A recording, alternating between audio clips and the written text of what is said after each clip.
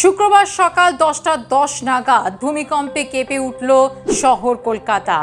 শহর কলকাতা সহ এই ভূমিকম্পের কম্পন অনুভূত হয়েছে হাওড়া, উত্তর 24 পরগনা, পাশাপাশি উত্তরবঙ্গের জেলাগুলিতেও কিন্তু এই ভূমিকম্পের কম্পন অনুভূত হয়েছে। যেটা জানা গেছে, এই ভূমিকম্পের উৎসস্থল বাংলাদেশ। কলকাতায় সকাল 10টা 10 নাগাদ এই ভূমিকম্প অনুভূত হয়। উত্তর দক্ষিণ কলকাতা, পাশাপাশি সল্টলেক, এই সমস্ত জায়গায় বেশ কিছুক্ষণ কিন্তু কম্পন অনুভূত হয়েছে। ভয়ে বহু তলের বাসিন্দারা নিচে নেমে আসেন। এই কম্পনের রিক্টার স্কেলের মাত্রা ছিল 5.7।